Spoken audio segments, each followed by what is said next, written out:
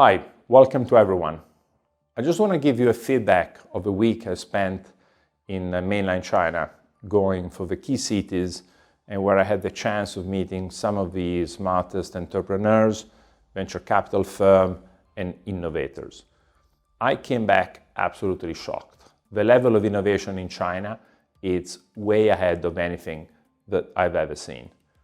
Let's go for the numbers. About 80% of all the most important technology advancement top university paper are coming out of China. About 70-80% of all the AI papers have a Chinese brain behind. And most importantly, in all what it comes down to robotics, AI, innovation, biotechnology, green transition, electric vehicles, shipping, it's all China made. This massive competitive edge today is shown in many data. Today, an AI token that costs 10 in the States costs 1 in China. Today, the top humanoid robot that costs 10 in the US costs 1 in China. The top electric vehicles cost 3-4 in the US, cost less than 1 in China.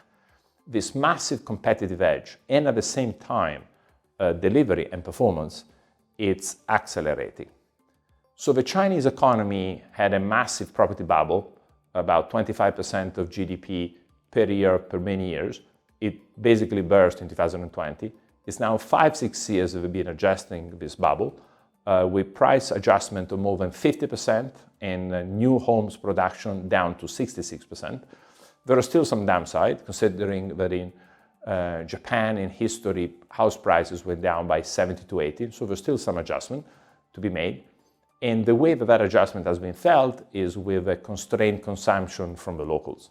I think in the next 2 to 3 years, this is gonna neutralize and start to normalize. But most importantly, the new China, the tech China, the advancement, the robotics, the biotech, the pharma, it's going at a speed that I've never seen. And today, investors can participate in it at a massive discount, considering that the Chinese share market, whether it's the private sector or the state monopolies, are trading at a 50% discount to global MSCI World. So rather than being on 20-25 times earnings, on 10 to 12, and rather than being on a 2% dividend yield, are 4 to 5. So I think via Hong Kong, I think there is a unique opportunity to participate within the China growth. And I think passive is the right way to go, given the complexity of investing for foreigners inside China. The renminbi remains very attractive, in my view, as a diversifier. And most importantly, the massive energy advantage that they have, it's unparalleled. Consider that China has 3 times the installed capacity of energy of the US. Last year, the US, for all the talks of data center and electricity capacity, added 50 gigawatt of capacity, China 560. So 10 times the marginal capacity.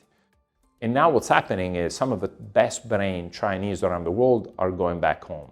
And that's because basically they're allowed to use this Hong Kong link via Shenzhen and Shanghai, where the Greater Bay Area, where they can basically raise capital internationally, be super competitive, attract the best talent.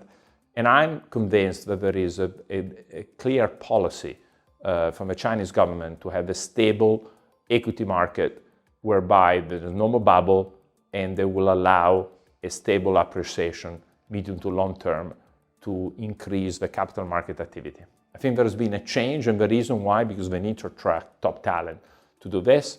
They are all in on innovation. And I think the unique competitiveness they have is massively underappreciated by market participants. And so I think within global portfolio, China via Hong Kong, for those that can't invest directly in China, has a place to be, which at least is equal to the GDP share of what they matter in the economy.